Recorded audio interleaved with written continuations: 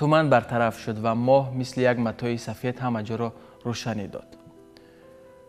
дар ҳамин ҳангом ромиш ба худ омад ва худро дар лаби соҳили ҷазира дид ва ба атроф нигоҳ кард ва як замон ҳодисаҳои аз сараш гузаштаро ба хотир овард. ӯ аз ҳаёти падару модар ва хоҳаронаш хавотир кашид.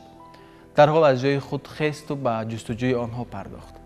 як тарафи ҷазираро ҷустуҷӯ кард, вале аз онҳо ҳеҷ дараке наёфт. ба тарафи дигари ҷазира рафт ва ногаҳонӣ аз дур ба чашмаш як матои сурхе тофт.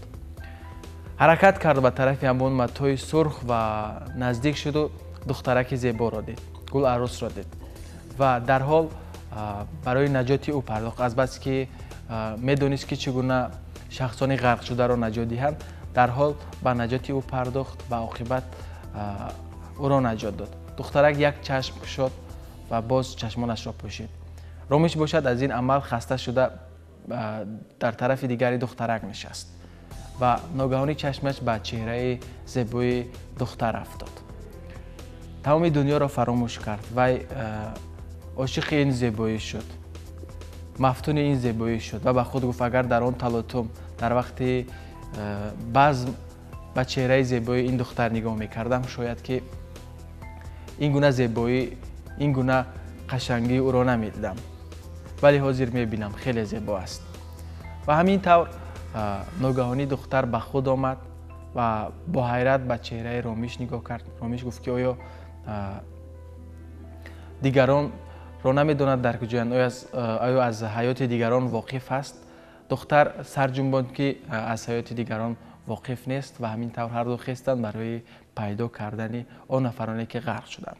дӯстони азиз, дуруд. мо ин порчаро аз романи заволи нависандаи машҳури ҳинд Робиндранат Такур нақл кардем ва тасмим гирифтем ки дар барномаи эпилог китоби мазкурро ба шумо муаррифӣ созем.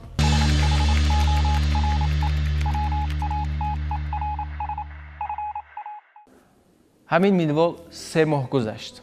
хештаборои занонаи ромиш акнун ба дидани арӯс меомаданд ва ҳамсояҳо бошад кам кам ба арӯс эътино мекарданд.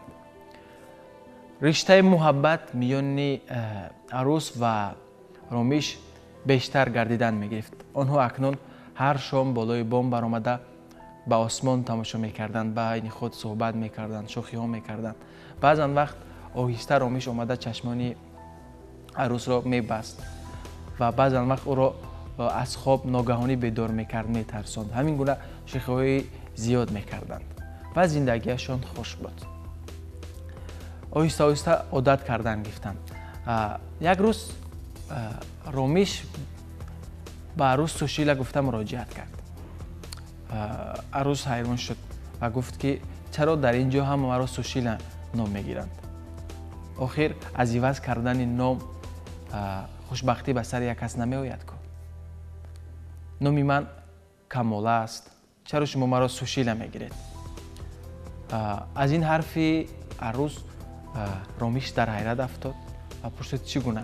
охир гуфт, ман аз хурдӣ аз падару модар маҳрум шудам ва тарбияи маро амакам ба ӯҳда гирифт, вале дар он ҷо зиндагии хуше надоштам, бо азобе зиндагӣ мекардам ва ногаҳонӣ ту аз куҷое пайдо шудиву барои ту писанд омадам ва 2 рӯз баъд туй кардам, боқимонда ҳамаашро ту медонӣ. аз ин ҳарфҳо рангу рӯи ромиш канд. ӯ намедонист ки иштибоҳ кардааст ва ҳарчанд ки моҳи осмон ба атроф рӯшанӣ медод, вале ин ҳама рӯшноӣ дар назари ромиш дар як лаҳза ба торикӣ табдил ёфт. ӯ намедонист ки чӣ кор кунад ва намедонист ки аз ин иштибоҳ чӣ гуна берун барояд.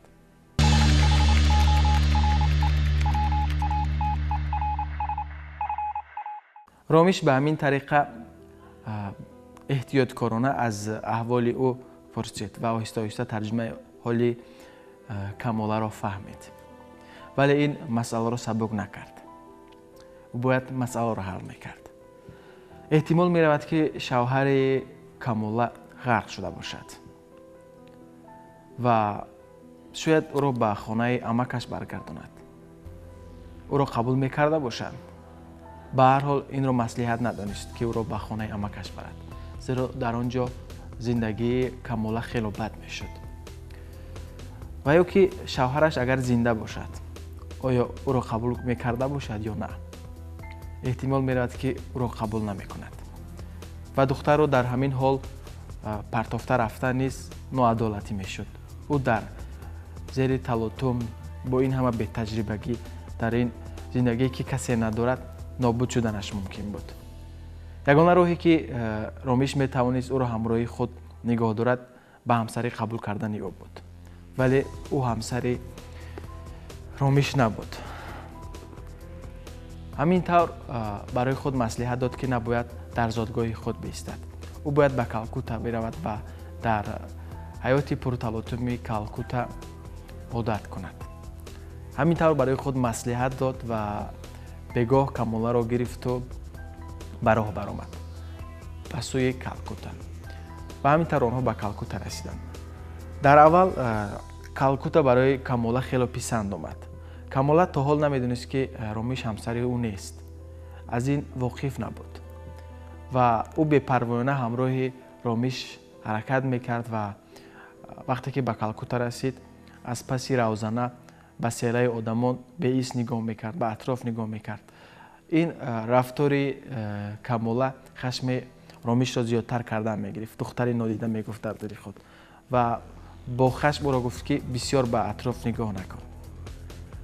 ҳамин тавр онҳо хона иҷора гирифтанд ва шаб шуд. вале Ромиш намехост ки ҳамроҳи Камола хоб биравад. ба Камола гуфт ки рафта хоб равад ва ӯ китоб мехонад. гӯё ки китоб мехонд. азбас ки Камола зиёд ҳаракат карда буд, зуд хобаш бурд. вале Ромиш баъди фикри зиёд, баъди қадамзании зиёд хобаш бурд. шаби дигар низ ҳамин гуна шуд. ахиран Ромиш тасмим гирифт ки ҷойгоҳи худро дар дигар ҷо партояд. ва ҳамин тавр онҳо зиндагӣ мекарданд ва Ромиш намедонист ки чӣ гуна аз ин варта берун барояд.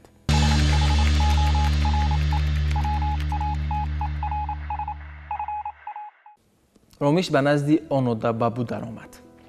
пирамард бо шавқ рӯзнома мехонд. вақте ки Ромиш даромад, пирамард рӯзномаро як тараф карда гуфт: Ромиш, оё медонӣ ки чӣ қадар одамҳо аз дасти вабо ба ҳалокат расиданд?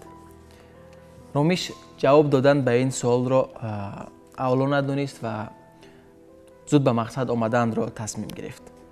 ҳамин тавр барои пирамард нигоҳ карда гуфт: бояд тӯйро ба қафо партоем.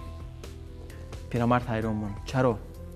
охир мо аллакай даъватномаҳоро ба ҳама тақсим кардаем. ин тӯй мисли мурофиаи қозӣ нест ки аз имрӯз ба рӯзи дигар гузаронем. аллакай ҳама огаҳанд ки бояд ҳафтаи дигар ба тӯй биёянд. вале Ромиш исрор мекард ки як кори хеле зарур баромадааст ва наметавонад ки тӯйро гузаронад. мехоҳад ки аввал он кори зарурашро анҷом диҳад. пирамард бошад ҳайрон монд. гуфт: намедонам, худат медонӣ. ҳар касе ки пурсид мегӯям ки худи домод медонад. худи ӯ тасмим гирифтааст, рафта аз ӯ пурсед.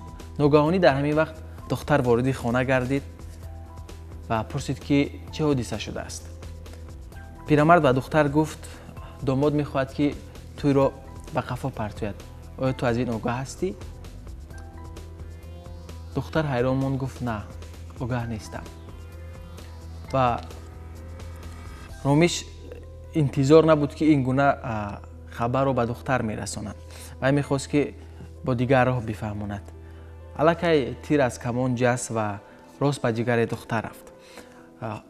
аз чеҳраи духтар пай бурдан мумкин буд ки хеле аҳволи бад дошт ва дигар тоқат карда натавониста аз дар берун баромад ва мисли як офтобе ки ғуруб кардааст пинҳон шуд. Ромиш бошад ҳайрон монд ва намедонист ки чӣ кор кунад. ҳамин тавр бо сари хам ӯ низ аз хона берун рафт.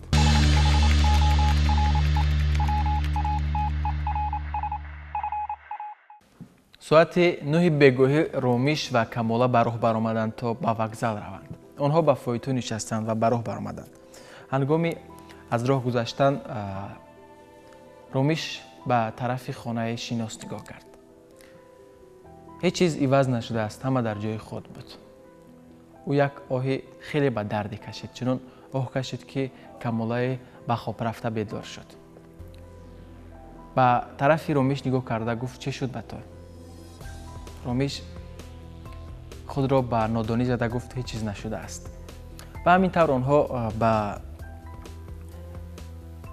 قطار رسیدند. به نزد قطار رسیدند و یک واگنی را که برای آنها جدا کرده بود، پیشکی آنها درخواست کرده بودند، نشان دادند و آنها به واگن وارد گشتند. رومیش برای کمالا جای خوابش را نشان داد و گفت که الکی وقتی خوابی تو شده است، تی سر خواب رو. ولی کمالا خواهش کرد که تا براه برآمدن قطار باید که کمی تماشا کند و رومیش اجازه داد که کمی بیرون را تماشا کند و همین طور ناگهانی قطار براه برآمد و چشم کمالا و رومیش به یک نفر شناس افتاد. اول چشم رومیش به همون نفر افتاد که کمی خود را گم کرد و کمالا نیز آن نفر را شناخت. آن فرد تیز از قفای قطار می‌دوید و می‌خواست که به قطار نزدیک شود.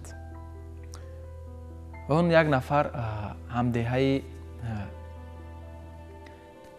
رومیش بود و کسی نداشت و رومیش نمی‌دانست که چرا این نفر در این وقت و مخصوصا در روزی که باید رومیش از شهر برود از پس قطار دویده به قطار چسبید و او پای برد که از پس رومیش آمده است و می‌خواهد که رومیش را نظاره کند.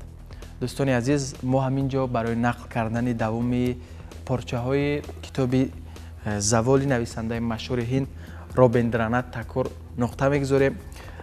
رمان از یک اشتباه شروع می شود، از یک تصادف ناگهانی شروع می شود و تمام حادثه های رمان در پس همین اشتباه چرخ می زند و خواندن کتاب زوال نویسنده مشهور هند رابیندرانات تاکور را به شما توصیه می دهیم. تا دیدار دیگر شاد باشید.